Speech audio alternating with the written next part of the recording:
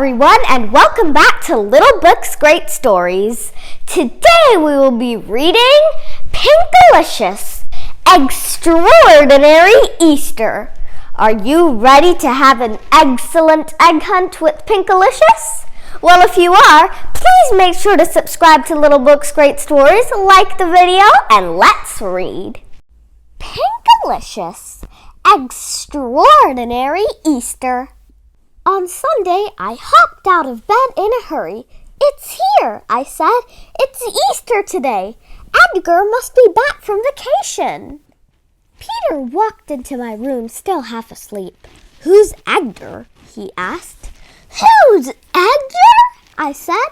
"Don't you remember my friend Edgar Easter Bunny?" Peter's eyes opened wide. "Are you saying what I think you're saying?" "Yes," I said.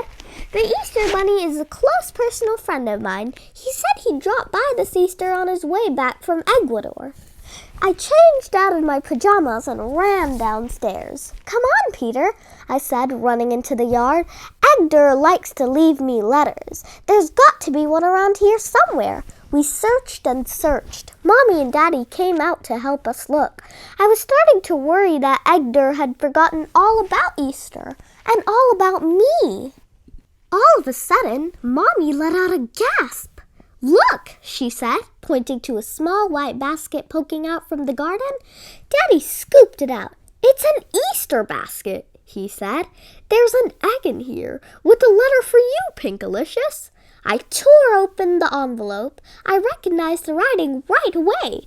"My dear PINKALICIOUS, did you ever doubt? An Easter Bunny never skips out on his route. I have here a game for your family to play, a scavenger hunt that may take you all day. Just follow the clues all the way to the end, where an Easter surprise awaits from your friend.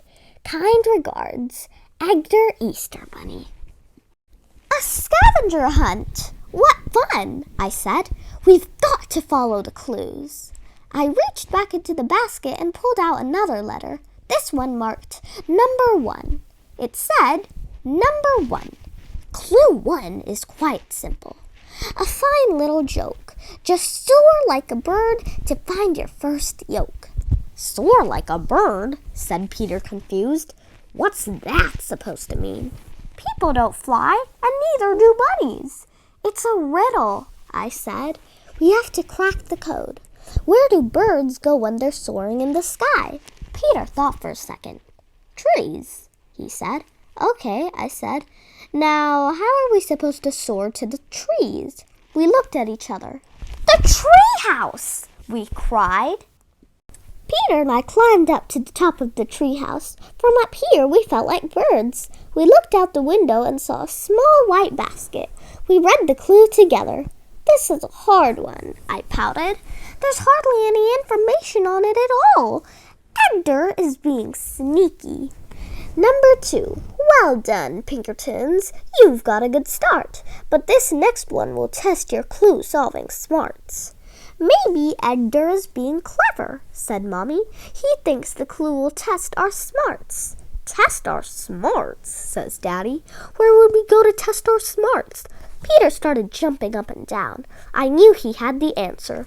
"School!" he shouted. My brother could be annoying, but he was kind of a genius sometimes. We got to school in a hurry.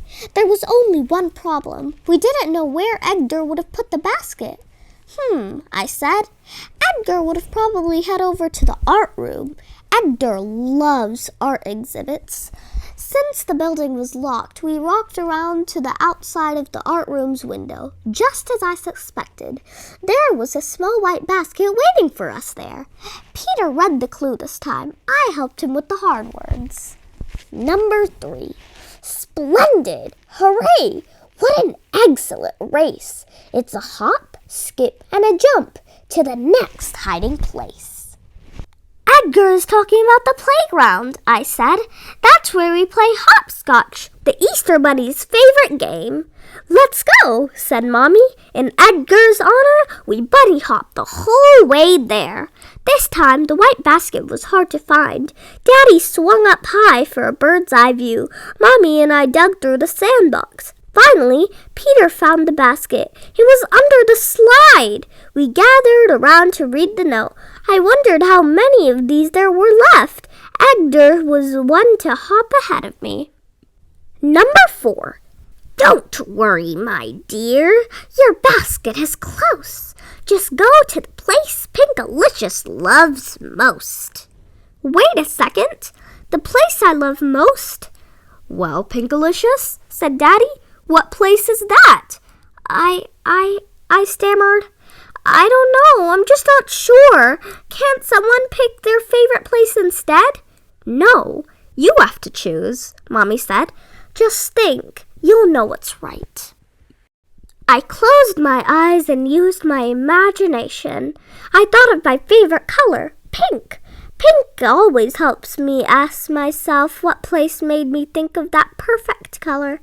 I started picturing lollipops, jelly beans, gumdrops, and strawberry ice cream. I've got it, I said.